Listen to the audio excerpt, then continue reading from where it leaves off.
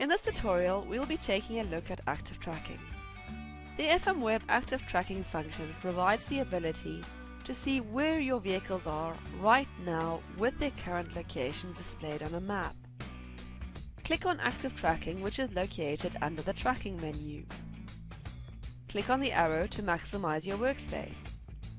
If you haven't selected any vehicles, then this area will be blank and no vehicles will be displayed on your map. First, select the vehicles you would like to track, and if you would like to see if any events have triggered, then select these too.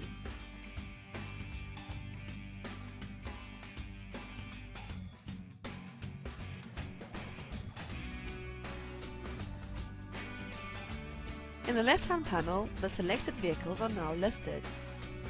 In the drop-down, you can select how many entries you would like to see per page. Before we explore further, we need to look at the available configurable options, which will have an effect on what we view.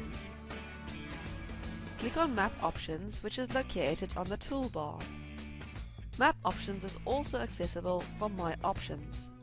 What we specify here has an effect on what we see in active tracking, and here changes made will affect the other functions available under the Tracking menu, which also includes active tracking. So let's take a look at the two side by side to understand better what we are configuring. Immediately we can see the vehicle status.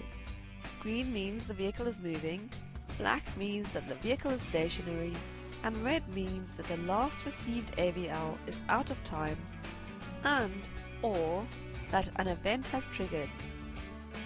We can configure this setting here to mark the status red if an active event has occurred in the last X amount of minutes.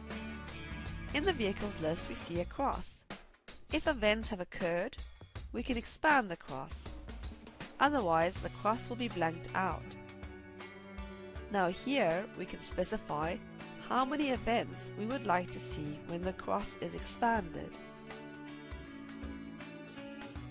We can specify every how many minutes the map should be refreshed. And here we can specify what label we would like to see associated with the vehicles on the map. The default is description. You will note that there are columns. All the columns are sortable, and these columns also be changed. Please note that you can only ever select 4 columns. In tracking, we are specifying what details we would like to see on the map. Here we can specify that we want to see created locations on the map, location details on the map, and the vehicle labels on the map. Now, if this box is unchecked, then we will not see the vehicle label which we specified here. The two go hand in hand.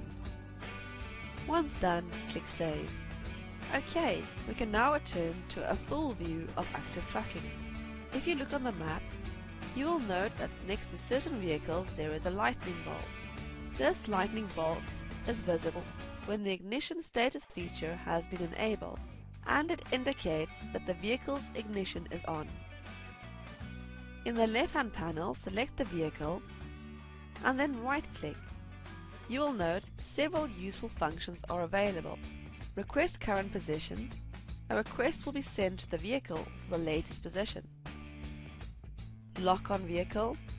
Zooms the vehicle and locks on the vehicle. This function is handy when the vehicle is moving.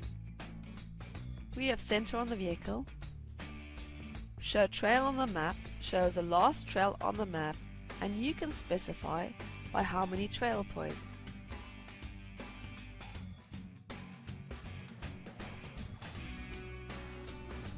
Here we can change the icon color.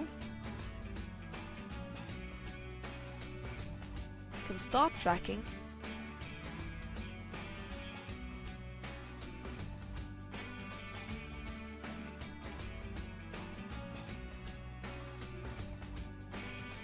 We can stop tracking.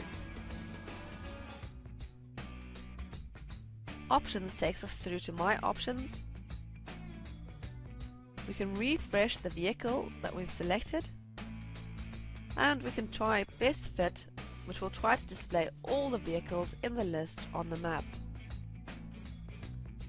Now from the toolbar we are also able to perform all the functions I've just shown you except for show trail on the map. And the additional function on the toolbar is geocoding, which provides the function to search for an address. At any time we can change the map type to Google Maps.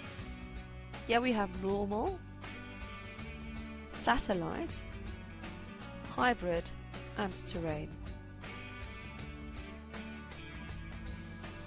To zoom in or zoom out, click on the magnifying glass and now use the scroll button of your mouse to zoom in or zoom out.